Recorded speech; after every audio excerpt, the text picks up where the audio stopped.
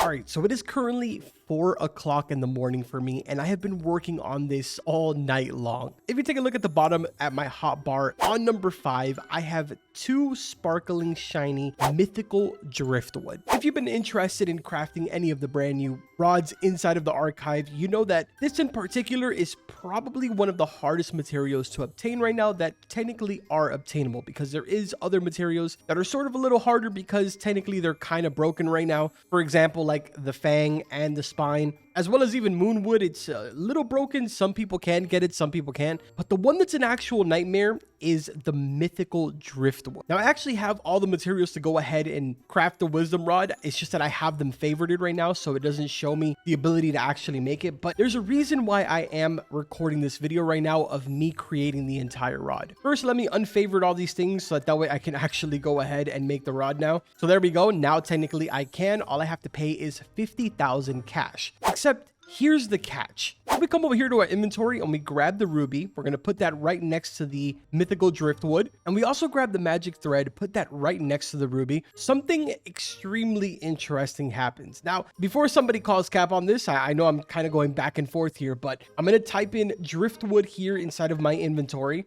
You'll notice I have 1 amber driftwood, 1 frozen, 1 lunar, a regular one, a sparkling shiny frozen, and a sparkling shiny lunar, with the 2 mythicals in my actual hotbar. Now let's go back over here. We're going to craft with the 2 that we have.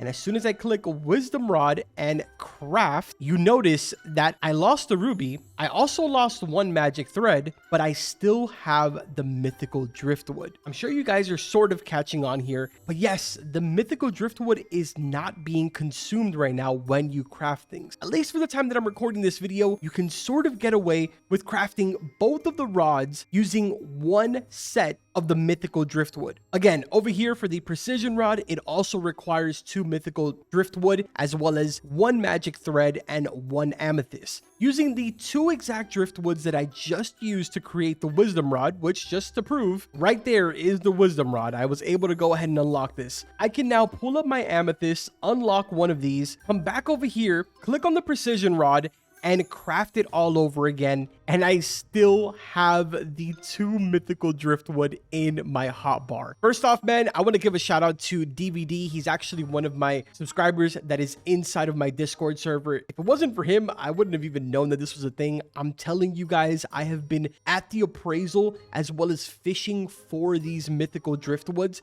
for the last 4 consecutive hours. I was borderline losing my mind, so I went over to the Discord, started having a conversation with everybody, when thankfully DVD popped up and quite literally saved the day for me with this quick little tip guide. I don't even know what to call this. Now I'm going to go ahead and hand these back to him because he was just letting me borrow them for the time being. So that way I was able to go ahead and finish this because, dude, I'm telling you, I was losing it. So there we go. He now has them back, and technically he could go and hand them to one of his friends if he really wants to. Now, what's kind of cool about this is that we actually get to try out the rods now. Wisdom rod is something that a lot of you have been commenting on all my videos, telling me what it would be like to have Clever on this with double XP Game Pass. What better time to test this than right now? And I'd also like to point out that the precision rod over here is actually not too bad. I mean, if you kind of compare it to what it's supposed to be, if you look at the bottom, it says counterpart to the rapid rod with much better resilience. And I'll be honest, man, I don't really see it. I don't see how exactly it is a counterpart to it. Rapid Rod has 72% lure speed, which is what makes it the Rapid Rod. But of course, it has negative 20% luck with the negative 20% resilience as well. Over here, we're at 20% lure speed, which I feel like that's a bit low, and 150% luck, which is excellent. Obviously, the downside here is that it has 0 control, but 5% resilience. I don't know. This one's a bit confusing. Again, the luck is really nice, but with that lure speed, man, I don't think I'd ever use this rod. Even with rapid catcher on right now, it's still quite a bit of shakes. That 0 control is kind of insane. Obviously, the solution here would be to probably put hasty on this, and what you would basically have here is pretty much a trident rod, double the max kg, 5 resilience, and no Atlantean buff, as well as no passive ability that sort of increases your progression. So it's kind of like a counterpart to the Trident, really, if you want to compare it to anything. It's like a worse version of the Trident. Either way, that isn't what we're looking at in today's video. We're looking at the Wisdom Rod. This has been the hot topic right now. And really, the unfortunate reality is that this rod is actually dog water. I'm not going to lie to you. Like, I'm not going to sugarcoat it, try to do anything to it whatsoever, and try to speak highly. 0% lure speed, terrible. 20% luck, terrible. 0.05 control, nah, it's a lot better than 0. 0% resilience, 800 max kg is borderline diabolical. The sweet spot here is the fact that this rod grants a 70 to 100% XP bonus after 5 successful catches in a row. Keep in mind, that is 5 successful catches. There's a lot of confusion around this where people think that it has to be perfect catches. It's not. It just means that you need to successfully catch a fish 5 times in a row. Now let's make our way back and let's put Clever on this bad boy. If I'm even able to roll Clever, I feel like that would be the absolute pinnacle right now. I'm borderline delusional at this point, considering it is 4 a.m. for me right now, and I cannot believe that I spent 4 hours going after those mythical driftwoods just to be told that I could have just gotten it from someone in the Discord. So now the real question is how many attempts is it going to take me to actually get Clever on this? I feel like I got really lucky yesterday when I got in about 20 relics with my no life rod. I have a real bad feeling that today is not going to go as good. There is no way that I just got it in 2 relics. Man, there's going to be a lot of angry people. Now, of course, this is no surprise. You know exactly where our first stop is going to be. I want to get a general idea of how much XP you actually get with this thing. And our first catch is going to be a mythical. I don't even know how much XP I got from that because I leveled up.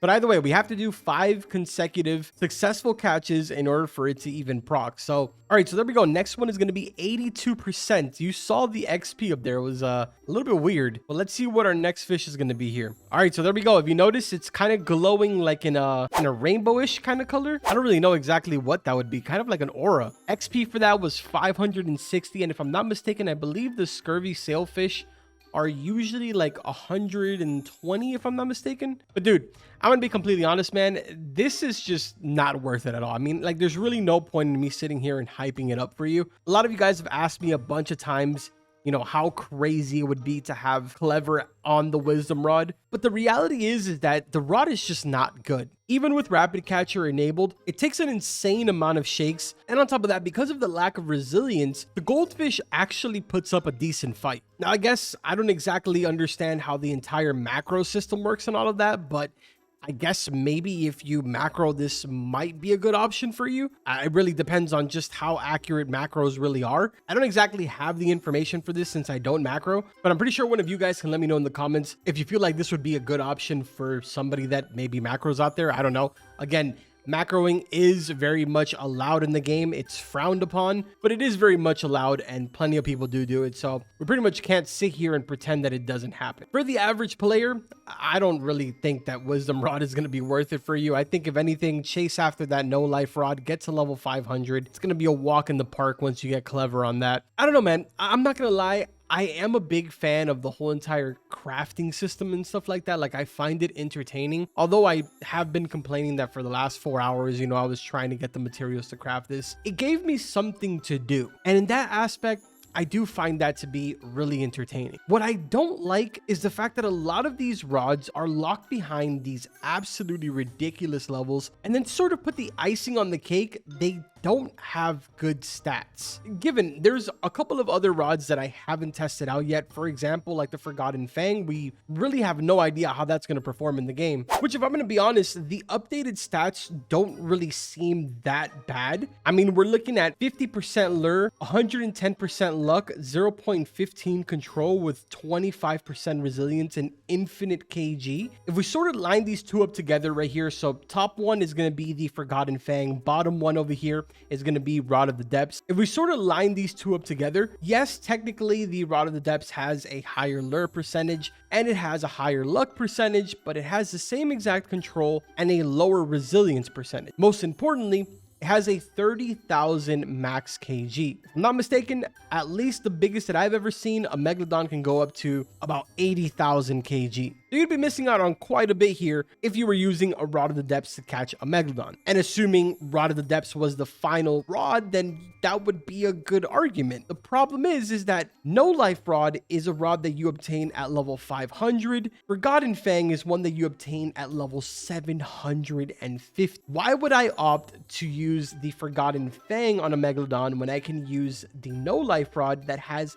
90% lure speed, 100% luck, with a 0.25 control? It doesn't even matter the fact that it has 10% less luck and 10% less resilience. With a control that big, it really wouldn't even make a difference. Then on top of that, we also go ahead and stack in the passive abilities. Up here, we have 5 perfect catches, triggers a Meg to jump out and deliver a higher tier fish with a 15 to 20% size buff. In theory, it's more or less just an upgraded Rod of the Depths. The reason I say upgraded is because it does technically give you a higher tier fish with a 15 to 20% size buff. But that doesn't even come close to the passive on the No Life Rod. It is quite literally the Trident's passive mixed in with a hex mutation that has a 1.5x value. The point is that these rods kind of need a buff, man. Like, level 750 for a legit player is not easy. For somebody that macros, not to sort of be that guy that says like, oh, you macro, you're a bad person. I don't care whether you macro or you don't, but it kind of just has to be rewarding, right? Like, if someone is going to be